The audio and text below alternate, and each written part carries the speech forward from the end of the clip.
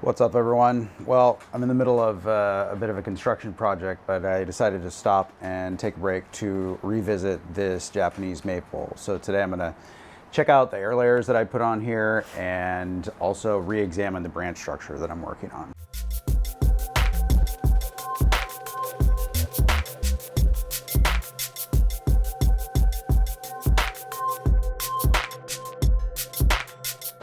All right, if you haven't seen the video that I did on this same tree about 3 months ago, you might want to go back and take a look just to see what the last step was.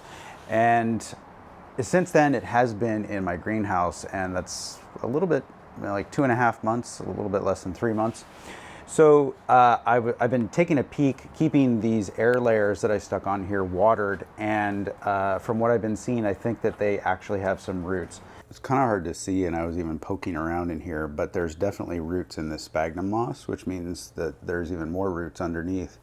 So I'm going to go ahead and separate this, which is the easier of the two to separate, but it's also the higher one. So I'm going to go ahead and do this one first.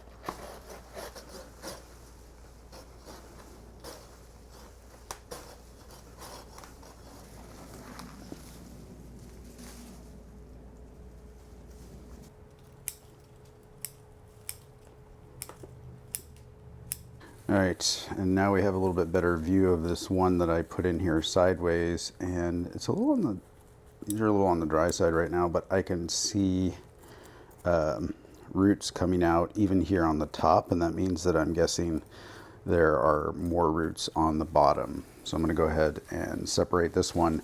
It's popped out this strong shoot right here just below the air layer. So I'll saw it between the two, just in case I decide that I want to keep it that as part of the original composition.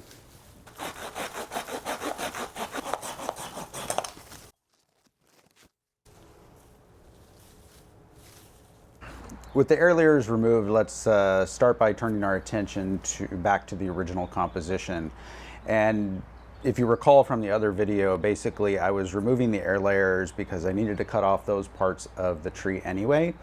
And so now that they're off, I can refocus my attention on the part of this tree that I want to work with. Now, a couple of things have happened since I filmed the last video, and in this case, both of them are really positive.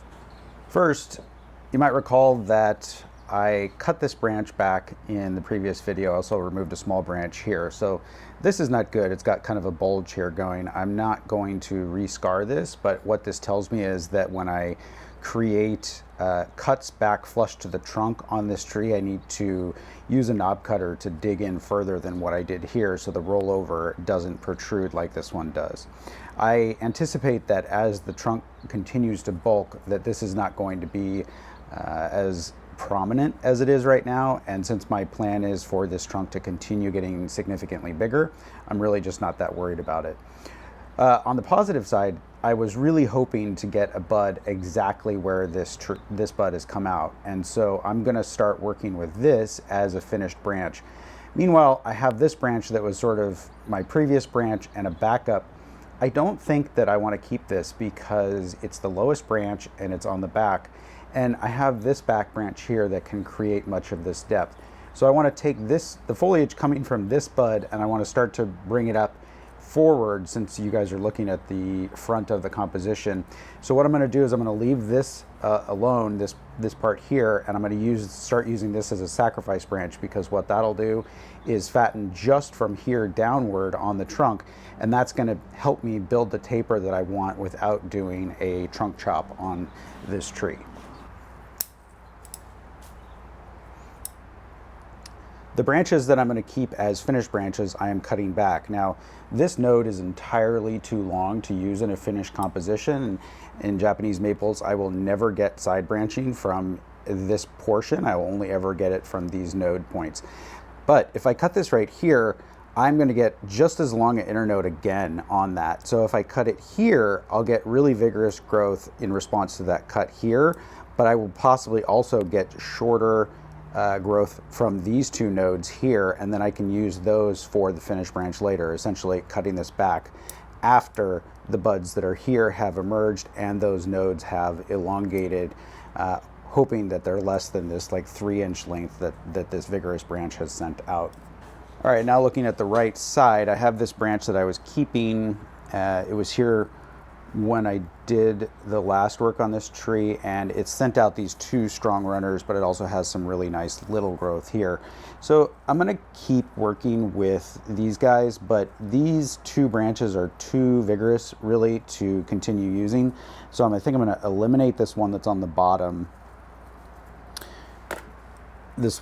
So these are kind of stacked coming out of here. I'm gonna take this bottom one off and then reevaluate that.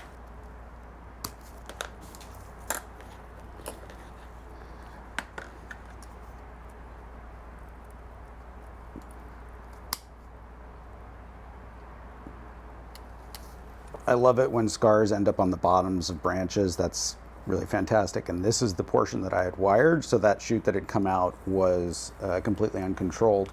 I don't want this branch to get really big because I've still got a ways to go, so I'm gonna go ahead and take off this really big extension as well and just keep the smaller bits that are right here.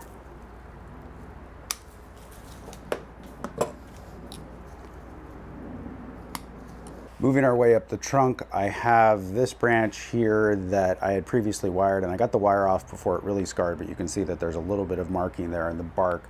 Don't anticipate that being a problem in a number of years, and this part's going to be cut off anyways, but that part right there could end up causing a little bit different bark pattern in the bark as the tree matures. It's unfortunate, but I'm not going to cut off the branch and start over again. What I am going to do, because this is a finished branch and I don't want it getting too big, it's already probably bigger than I want it to be, I am going to cut it back to 2 nodes here, same strategy as down below, where I'm basically going to allow the tree to have a vigorous reaction from the outer node while hoping that it sends out some shorter, smaller growth from the inner node. Inner nodes being different than internodes. All right, and this branch, as I mentioned in the previous video, is a sacrifice branch, so I'm not going to do anything to that, and I'm just going to leave that to run. That's going to allow the tree to create a lot more wood from this point down. And because I have a sacrifice branch down here and a sacrifice branch here, I should start to see more taper where this lower section is the biggest, and then there's some taper into this middle section and taper, so this part is smaller than this part as I continue to allow this to grow. And that's really important in creating trunks for deciduous species, because it's the details and the quality of the taper in the trunk that are really what we're after. So continuing up the trunk just above that branch that I cut back and the sacrifice branch there, I've got 2 small branches that are pretty much just opposite each other on the trunk. I really don't like having this kind of configuration, so ultimately I'm not going to keep both of these. But for now, I don't want to have to decide which one I want, and since they're so small and they haven't sent out any runners, I'm just going to clip them back again to prevent them from making too much wood, which would ultimately end up creating more of a scar on the trunk. So I'm just going to kind of cut off a few leaves, and again, what I'm trying to do here is just keep these branches small while I am continuing to develop the taper in the trunk.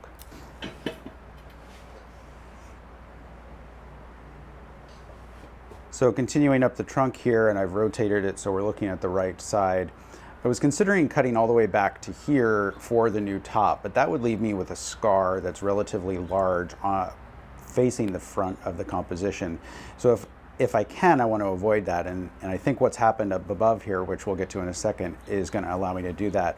So if I'm not using this as the top, then I need to keep it smaller, and so I'm going to go ahead and reduce this like I did the finished branches below. So this was previously wired, and it's been cut back a number of times, so there's some short buds in here, but this long branch that came out since I started the air layers is too vigorous, and it's going to make this continue to get bigger, which I don't want.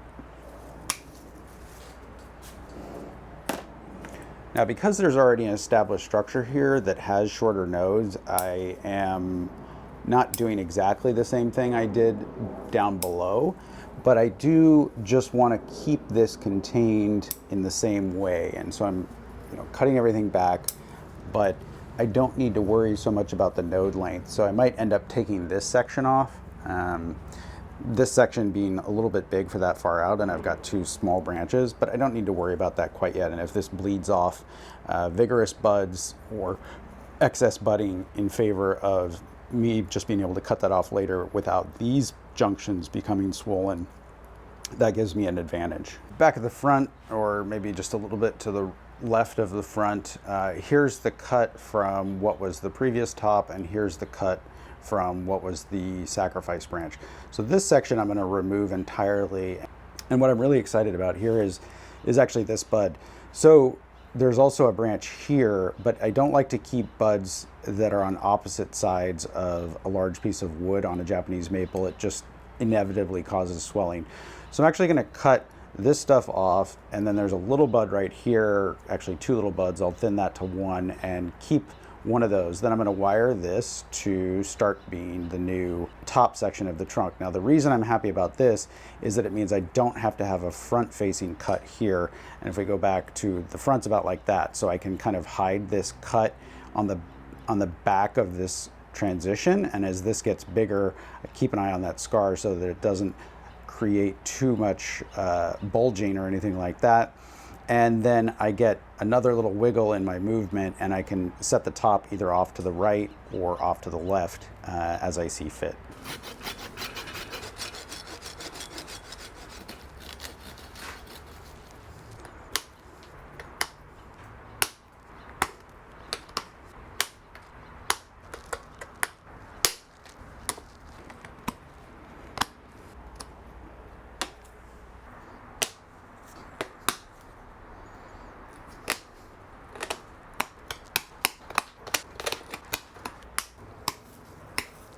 Same strategy as on two of the lower branches. I'm going to leave this a little bit longer than it probably needs to be. In other words, I probably could cut it to here and use this little bud and some other stuff to improve the taper of the branch.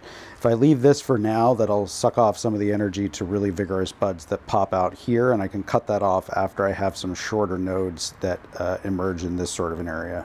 So the next steps are, I just need to put a little bit of wire on the portions that I'm keeping of this branch, as well as wiring the next section of the top here.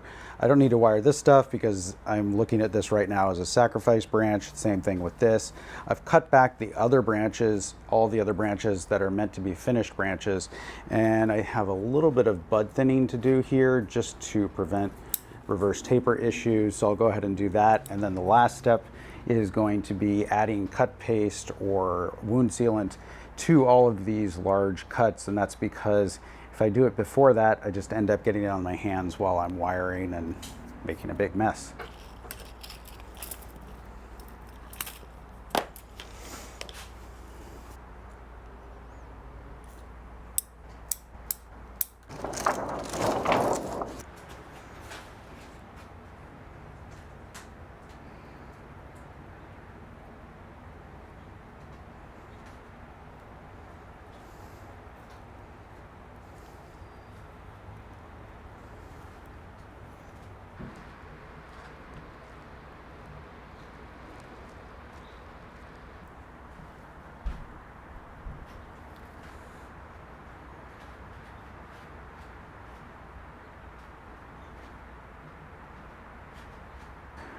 All right, with the wounds healed and this bent, I am done with this, and we can move on to the air layers that I separated and see what we're gonna do with those.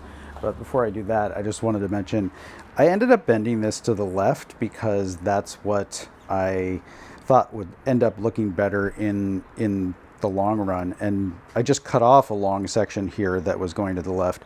But this little vertical jog, it's going to the left and a little bit backward, and I've positioned a bud right here. That will end up being a bud coming from this node will end up being the rest of the top, and it's not going to go further that direction. So I'm really only adding like a teeny tiny section going to the left and getting more points so that I can split and start building the crown up in this section. And I can do that simultaneously while I am growing the sacrifice branches that are lower down, as well as using this for a sacrifice branch to heal those wounds that I just made. I started by soaking both of these in water immediately after I separated them, and kind of thinking about it sort of like a giant cutting, but I know it already has roots, so that's not quite as much of a challenge. In any case, I want to get in here and clean this up a little bit so that I don't have to deal with it once there are roots going all over the place. And so I'm going to remove the container. These guys, all this growth right here is not something that I need. It's not above the layer. So I'm just going to remove all of these leaves to start.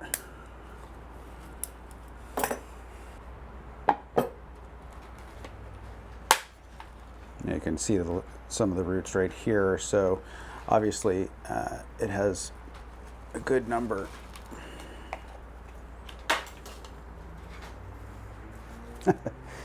Only 3 months in a greenhouse, less than 3 months.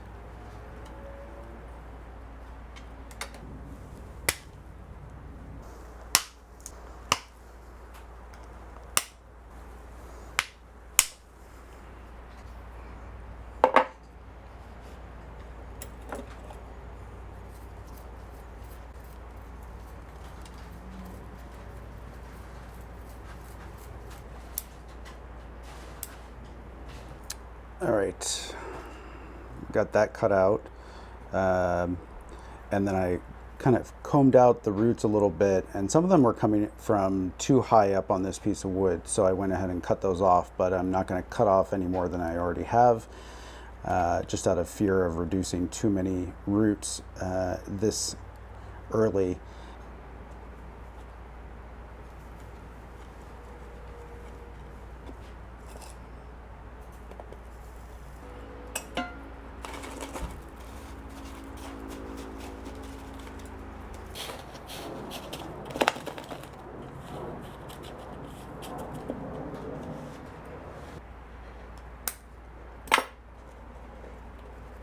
All right, well, I don't know whether this is going to be like a shohin or maybe a kaburachi style clump, but either way, it should be a fun project. So I'm going to set this aside and let's take a look at the other one. Well, with the other one, I tried to keep all the foliage on while I was working on the roots, but I'm going to take the opposite approach with this and go ahead and remove all of the long branching and the majority of the leaves to reduce the transpirational load that it has to deal with while it is creating a more robust root system.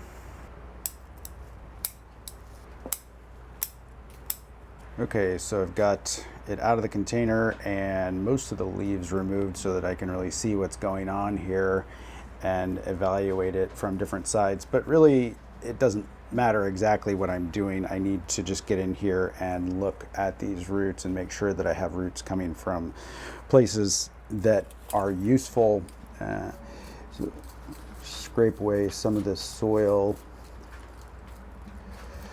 gently, trying not to damage the new roots.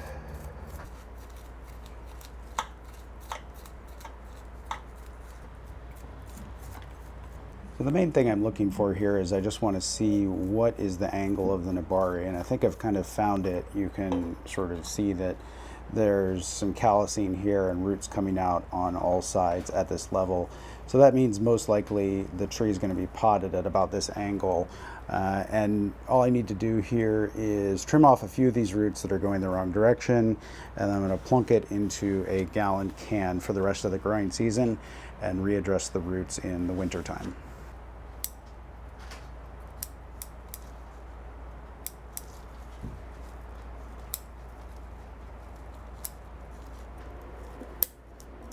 So based on how the nebari has formed as a result of the layer, I'm going to plant it at about this angle, so relatively upright, but I might be able to change it a little bit as I move forward, either, front, back, left, right, however I end up thinking about it. So in the meantime, I'm just going to anchor it into this pot.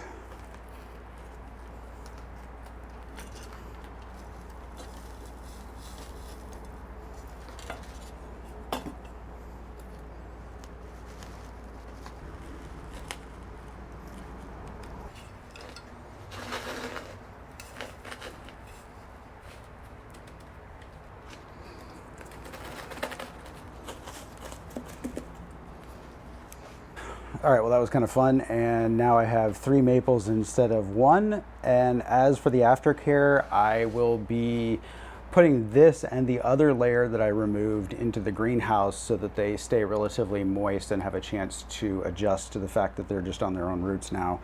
And then the big maple is just going to go back out in the field and grow on for a while until well, the first thing I'll have to do is take off the wire, but in any case, it's got a ways to go. If you have experience air layering Japanese maple bonsai, share it in the comments below. Thanks everyone for watching. We'll see you next time.